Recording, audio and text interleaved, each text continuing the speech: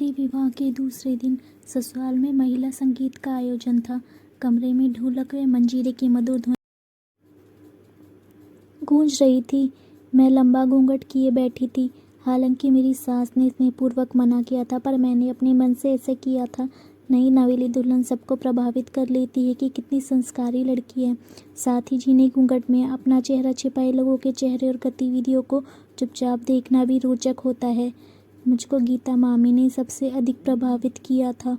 45 वर्ष से अधिक आयु, लंबा कद, संतुलित थे, दमकता गौरवर्ण, तीखे नैननक्श, सलीके से पहनी सुरुचिपूर्ण साड़ी, देह में अद्भुत कमनीयता, पर सबसे बढ़कर व्यक्तित्व की गरिमापूर्ण सौम्यता।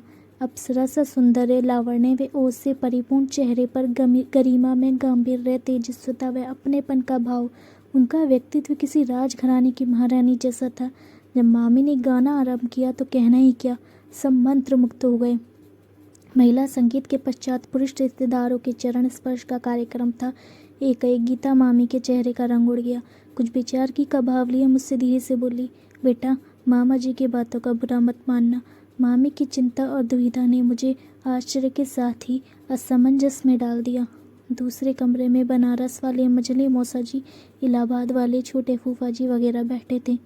मैंने दिल्ली वाले मौसा जी के चरण स्पर्श कर चांदी के सिक्के को ले आई था कि एकाएक मेरी छठी इंद्रिय ने मुझे सजग रहने का संकेत किया। प्रकृति ने नारियों को छठी इंद्रिय की संवेदनशीलता कुछ अधिक उदारता से प्रदान की है। मैंने ठिठक कर घूंघट की आड़ से देखा। लगभग 60 की आयु, लंबा कद और दोहरा स्थल शरीर, जो भोगी जीवन की गाथा गा रहा था। वस्त्रों का चयन बता रहा था कि अभी भूतकाल के मोह से मुक्त नहीं हो पाए हैं। रही सही कसर हेयर डाई लगाकर आयु छिपाने का असफल प्रयास करते बालों, ऐंठी हुई बड़ी मूंछों ने पूरी कर दी थी। पान का होठ और नशे की छापली, लाल डोरे वाले किसी शिकारी सी बड़ी बड़ी आंखें सामने वाले को असहज करने को पर्याप्त थी। अरे वाह, आज तो और भी निखर गई हो, कहते हुए उनकी मूंछों के पीछे छिपी सी मुस्कुराहट से मेरा रोम रोम सुलग उठा। पर क्या करती, हम लोग किशोरावस्था से ही जाने क्या क्या सुनने और सहने की आदी हो जाती हैं, इसलिए खून का घूंट पैक कर रह गई। उस समय मेरे मन में कुछ ऐसा भाव उठा जो कॉकरोच छिपकली को देखकर होता है, जिसमें भय तो नहीं, पर घृणा, वितृष्णा, जिज्ञासा, उपेक्षा, ना जाने क्या क्या होता है। यही होंगे गीता मामी वाले मामा। कहाँ सीता जैसी मामी और कहाँ रावण के प्रतिरूप मामा जी। मन बोझिल हो गया। सायंकाल गीता मामी मेरे कमरे में आई। विविधता, संकोच और आत्मीयता से भरे स्वर में पूछा, सब ठीक तो रहा? जी मामी जी, मुझे लगा, और क्या बोलूं बेटा, तुमने उनकी बातों का बुरा तो नहीं माना? मैं आश्चर्यचकित होती। मामा जी तो मामी को कुछ बताने से रहे, अर्थात मामी ये मान चुकी थी कि मामा जी ने अवश्य ही कुछ कहा होगा। इतना सुनिश्चित कोई कैसे हो सकता है? मामी जी, आप इतना सुनिश्चित कैसे हैं कि मामा जी ने कुछ गलत ही कहा होगा? बेटा, जिसके साथ सारा जीवन बीत गया, उसे क्या अब भी नहीं समझूंगी? मामी फीकी हंसी दी। क्या बताऊं, सब अपने ढंग से मजाक करना, ना उम्र का संकोच, न रिश्ते का लिहाज। मामी की आंखें नम सी हो गई। क्या मामा जी शुरू से ही ऐसे हैं? मैं पूछ बैठी। शुरू से? मुझे लगता है कि बचपन से ही ऐसे हैं। कौन सी आदत या शौक इनसे छूटा है? उम्र के साथ सब बढ़ता ही गया है। सिगरेट, पान, तंबाकू, शराब, मांसाहार, ताश और कई संबंध। मामी का गला भराया तो मैं भी द्रवित हो उठी। मुझे लगा मामी को मुझसे कुछ अपनापन सा लगा होगा, तभी जाने कब का रोका हुआ बांध आज टूट कर बह गया। कितनी ही बार हम अपनी पीड़ा, दर्द दबाए अंदर के अंदर घुटते रहते हैं, क्योंकि हमारे अंदर अक्सर इतने भी अपने नहीं होते कि हम अपने दुख दर्द से बांट सकें। जब कोई अजनबी हमदर्द मिलता है तो सीमाएं तोड़कर दर्द बह जाता है। मामी की भावुक आंखों से अश्रुधारा बहती रही।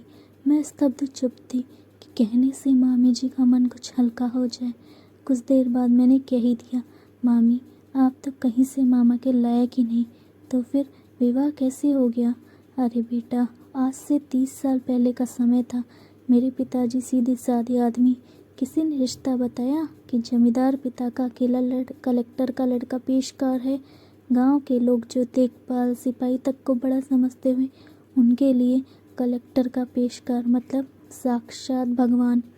सब कहने लगी ऐसा रिश्ता बड़े भाग्य से मिलता है। बस विवाह हो गया। यह सब बहुत बाद में पता चला। मामी बोली, अगर आप शुरू में कठोर कदम उठा लेती तो इतने दुख ना झेलने पड़ते। ना चाहते हुए भी मेरे सर से आक्रोश लगी उठा। क्या बताएं बेटा, इनके पिता बहुत अनुशासन प्रिय थे, पर अकेले बेटे के दुर्गुणों को इनकी माँ छिपाती रही। हालांकि वे दिल की बुरी नहीं थी, मुझसे क्षमा मांगते कि मेरा पुत्र तुम्हारे लायक नहीं, पर बुढ़ापे में मेरी बेइज्जती ना होने देना। उनका प्रेम और ममता से परिपूर्ण व्यवहार मुझे ससुराल में बांधे रहा। मुझे इस बात की खुशी है कि अब ज़माना बदल रहा है। आज लड़कियां गलत बात सहन नहीं करती और आवाज़ उठाती है तो कानून में घरवाले भी साथ देते हैं। यह देखकर तसल्ली होती है कि खिड़की खुली है तो कल दरवाजे भी जरूर खुलेंगे। सच में मामी, आपके कंठ में सरस्वती जी का वास है। आप में और भी गुण होंगे। मैं पूछ बैठी, बेटा कभी शास्त्रीय संगीत सीखती, साहित्य पढ़ती व कविताएं लिखती, पर अब इससे आगे मामी बोल ना सकी। मामी, आपने कभी मामा जी को बदलने की कोशिश नहीं की? मैं भी जाने कैसे हिम्मत करके निजी प्रश्न पूछती ही जा रही थी। अरे बेटा, भला इनके घर में पत्नी की इतनी हिम्मत कि पति के सामने सम्मुख बोलने या सलाह देने का अपराध करें। पौरुष का दम्भ तो इनमें कूट कूट कर भरा है, जिसे मौके में बेमौके जताने से नहीं चूकते। और पौरुष भी क्या, पौरुष का अर्थ मात्र इतना ही है कि पत्नी तो सेविका या भोग्य मात्र ही है। उसकी भी संवेदना, इच्छा, आकांक्षा या मन हो सकता है। इनके जैसे लोग मान ही नहीं सकते। पत्नी को गहने कपड़े मिलते रहे, पति की दैहिक भूख के अनुसार कृपा मिलती रहे, तो इससे अधिक और क्या आवश्यकता हो सकती है पत्नी की। इनके जैसे लोग मानते हैं कि मनुष्य जन्म और पुरुष की देह भोगने के लिए ही मिली है, इसलिए जितनी अय्याशी की जा सकती है कर लो। मुझे तो शायद किसी के जन्म के पापों की सजा ही मिली है। इतना जीवन कट गया तो शेष भी कट ही जाएगा। इतना कहकर मामी चुप हो गई। मैं मामी का उदास तेरा चेहरा देखकर सोच रही थी कि समाज में ऐसे झूठे रिश्ते भी होते हैं कि एक नारी का जीवन नरक बन जाता है। अगर आपको ये स्टोरी अच्छी लगी हो तो प्लीज़ मेरे चैनल को लाइक और सब्सक्राइब कीजिएगा, ताकि और इस तरह की स्टोरीज आपको मिलती रहें। And thank you so much for watching. Thank you once again.